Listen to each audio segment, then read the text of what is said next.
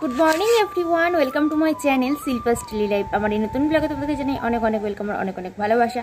এখন বেজে গেছে কিন্তু সকাল 9টা। এই যে আমি লেট করে চা নিয়ে বসেছি, বাপিমা এক তারিখ খাওয়া হয়ে গেছে। এই যে চা, সাথে 2 পিস বিস্কুট, আর গতকালকে তো রুটি বানিয়েছিলাম 4 পিস, 1 পিস রেখে দিয়েছিলাম, তো সেই রুটিটা দিয়েই চাটা খেয়ে নিচ্ছি লিকাছে। কারণ রুটিটা আমার খেতে ভালো লাগে, বাসি রুটি খাওয়া হয়তো ঠিক না, বাট আমার খেতে ভালো লাগে বলে আমি রেখে দিই। ঠিক আছে, তো চল মানে এক্সট্রা করেই বানাই। তো চলো খেয়ে নিই। আর বেশ ঠান্ডা ঠান্ডা ওয়েদার পড়ে গেছে, ঠান্ডা ঠান্ডা হাওয়া চালাচ্ছে। এবার মনে হয় শীতের জামা কাপড়গুলো বের করতে হবে, হালকা পাতলা জামা কাপড়গুলো। চলো আপাতত খেয়ে নিই, কারণ এবার শীতের রোদটাও বেশ ভালো লাগছে আর কি। গরমের রোদ তো একদম সহ্য হয় না, বাট শীতের রোদটা এখন দেখছি, মিষ্টি রোদটা সকালের বেশ ভালো লাগছে। ছাদে গিয়েছিলাম জামা কাপড় মিলতে। তো চলো আমি চাটা আগে খেয়ে নিই। তো অনেকদিন তোমাদের সাথে রান্না বান্না শেয়ার করা হয় না, আজকে ভাবলাম একটু শেয়ার করি। দেখো এখানে কিন্তু আমি আলুগুলো আগে সেদ্ধ করে নিয়েছিলাম, তারপরে আমি আলুগুলো ভেজে নিচ্ছি। আর অনেকটা পরিমাণে ভাজা করছি, কারণ কি দুবেলার জন্য করছি। এটা হচ্ছে আমার একটা শনিবারের করা ভিডিও। তো যেহেতু বর বিকালবেলা বাড়ি আসবে, মানে সন্ধ্যেতে রাত্রিতে খাওয়া দাওয়া করবে বাড়িতেই, তো ও আলু ভাজাটা খেতে ভীষণ ভালোবাসে, সেই কারণে আমি একটু বেশি করেই করে রাখলাম। আর তারপরে এখানে আমি কড়াতে কিন্তু তেজপাতা, 5 ফোড়ন আর শুকনো লঙ্কা ফোড়ন দিয়ে দিয়েছি, আর একটু আদা জিরেও বেটে দিয়ে দিয়েছি। দিয়ে কিন্তু এবার আমি মুগ ডাল বানাচ্ছি। মুগ ডালটা একটু সেদ্ধ করে রেখেছিলাম, তো সেটাই আমি সাঁতলে নিচ্ছি আর কি, যেটাকে বলে সম্বর দেওয়া, আর এখানকার সবাই বলে সাঁতলে দেওয়া।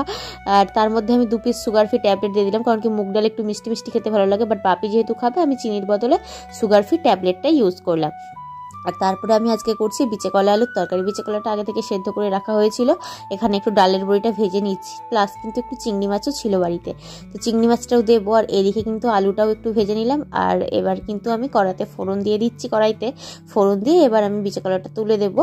তুলে দিয়ে এবার বাকি সমস্ত সবজি দিয়ে জল দিয়ে দেবো, তাহলেই হয়ে যাবে। বন্ধুরা এখন কিন্তু প্রায় 12টা বেজে গেছে। রান্না করতে করতে আজকে একটু লেটই হয়ে গেছে, অনেকগুলো রান্না করার ছিল বা দেরি করে বসিয়েছিলাম, সেই কারণে যে দেখো আজকে আমি খিচুড়ি নিয়ে বসেছি, আর সাথে কিন্তু আলু ভাজা নিয়ে নিয়েছে। এটা স্কুল থেকে দিয়েছে খিচুড়ি, ICDS স্কুল থেকে। তো চলো এটাই খেয়ে নিই। আজকে একদিন ছাড়া ছাড়া খিচুড়ি দেয়, তো আমি খিচুড়িটা যেদিন যেদিন দেয় সেদিন খাই। চলো খেয়ে নিই। খেয়ে দিয়ে 2টো চাদর ভিজিয়েছি, সেগুলো হালকা করে কেচে দিতে হবে। তো কেচে দিয়ে তারপরে স্নানটা কমপ্লিট করবো।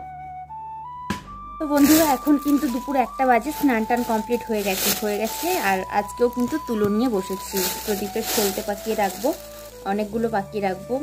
তো কালী পুজোর আগে যেগুলো বানিয়েছিলাম সব শেষ হয়ে গেছে, ভাবলাম 20 মিনিটে যতগুলো বানানো যায় বানিয়ে রাখি,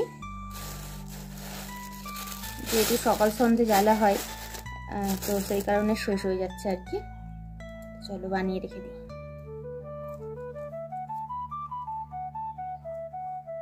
এবার শেষের দিকে তো অনেক ময়লা রয়েছে, পরিষ্কার করে করে তুলোগুলো নিতে হচ্ছে, যেহেতু বাড়ির গাছের তুলো, একটু তো ময়লা টয়লা থাকে।